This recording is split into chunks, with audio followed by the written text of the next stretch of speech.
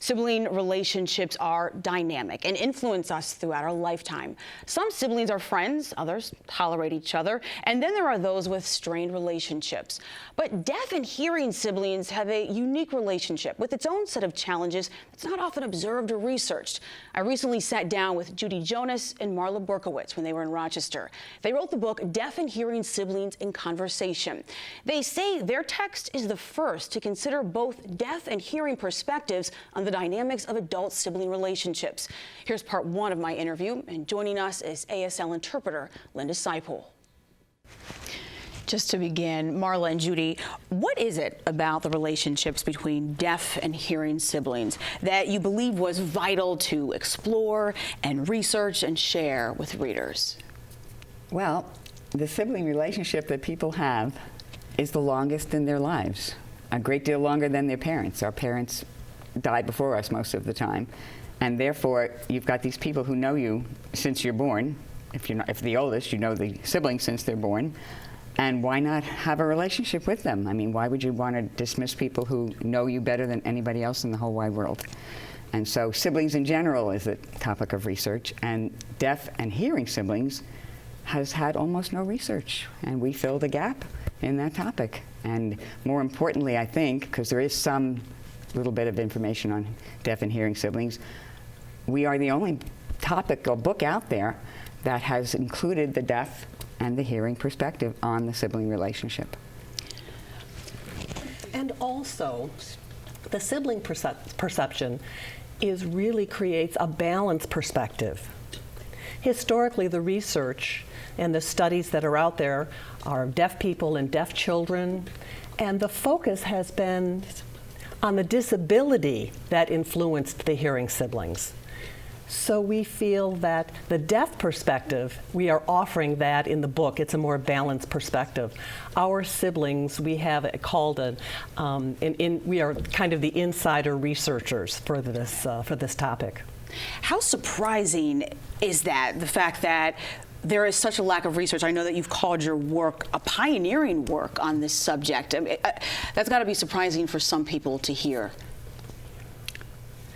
Yes, because it's easy to make assumptions on the topic about the sibling relationship. I personally want to read a book about siblings, especially about deaf and hearing siblings, and I couldn't find anything in the library myself. So I was wondering about my own family, my own relationship, my own siblings. And there was the challenge of communication and identity and other topics that are related to that.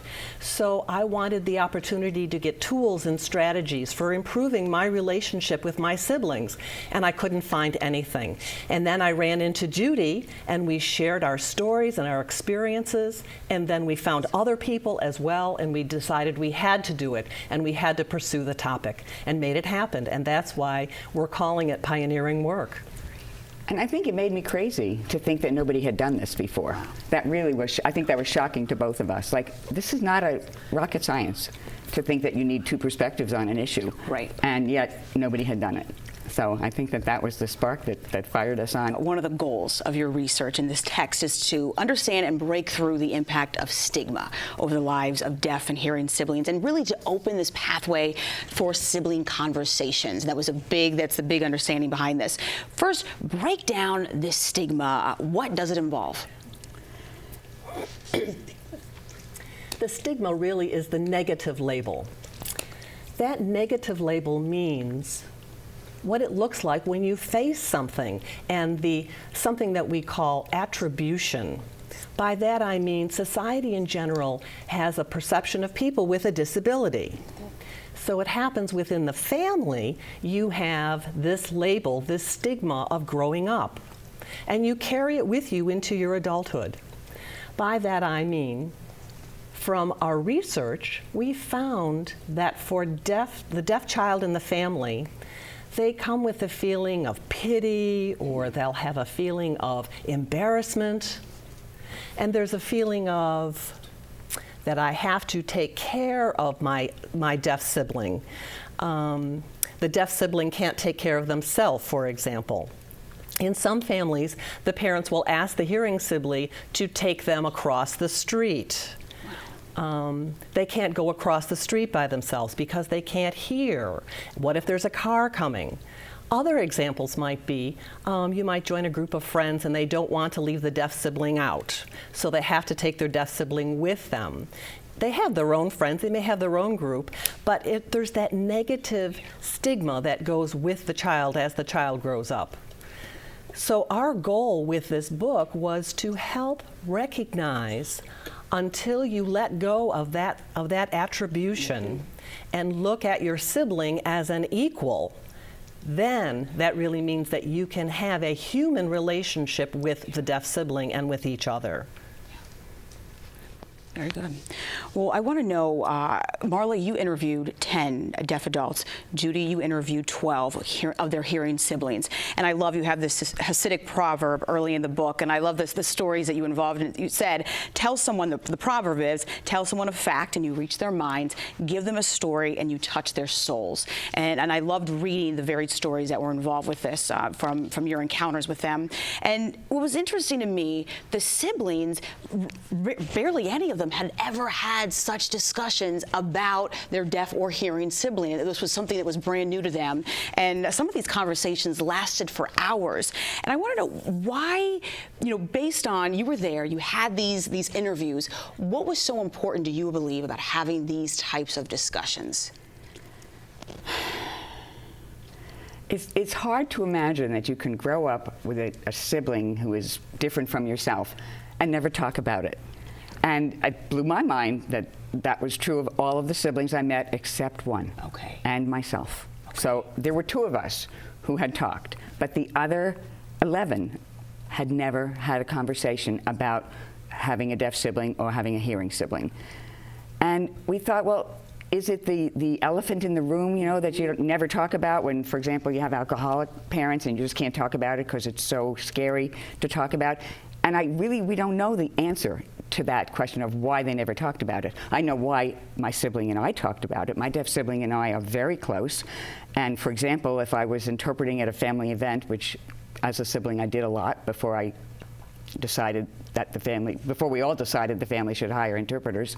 But when before that all happened, after that all happened, my brother and I sat down one day and I said, look, I know we have a family thing coming up and I'm going to probably interpret a lot, but you have to understand that if I say I'm not interpreting for a while, I'm not interpreting for a while. And he would, we would just talk about it, and it's like, okay, if I see you going off on your own, that's just fine. But why the other 11 people never talked about it, I wish I knew. Maybe it was just too scary. Yes. And to add to that, I think it's more, if you think about the sibling are taking each other for granted. They live together, they grow up together, they interact together, they see each other all the time. They may even share the same interests. They may even have the same types of goals. But we're talking about the siblings in general. In my perspective, really, it's very personal. It's also, you're talking about yourself. We're talking about people in general tend to be very, careful or cautious, and they don't want to really expose themselves. You really have to expose yourself in these types of conversations. So, but we also, we need to talk about your own communication challenges with the deaf sibling. Really, it's a very sensitive topic. It's a very sensitive topic because if you can't communicate, how can you have a real relationship? It's really hard enough. If you can't communicate, you need to know what to expect. From our research shows that there's this common sharing of language and meaning, and we can then move to the next level of this intimate relationship. I think I want to add something to that. I think what most people don't realize, I know when I meet people out on the street who hear I have a deaf brother, they assume that every family signs. Well, guess what? Most of them don't. Yeah. Oh, the majority of families that have deaf children never sign. And so imagine trying to have a conversation. You go to Russia and you don't know Russian, and you want to have a conversation with somebody. Well, that's the kind of struggles that the siblings who don't sign with one another can be having, and they can have the superficial, hi, how are you, how you're feeling, how was your day. They may not be able to get much past that. That was part one of our two-part interview with Marla Berkowitz and Judy Jonas, authors of the book Deaf and Hearing Siblings in Conversation. We were joined by translator Linda Seipool. You can learn more about the book on their website, siblingconversations.org. And this segment was part of WXXI's move to include, a partnership of WXXI and the Golisano Foundation, working with the community to lead change toward the inclusion of people with intellectual and physical disabilities. Give us your thoughts on what you just heard. Visit movetoinclude.org.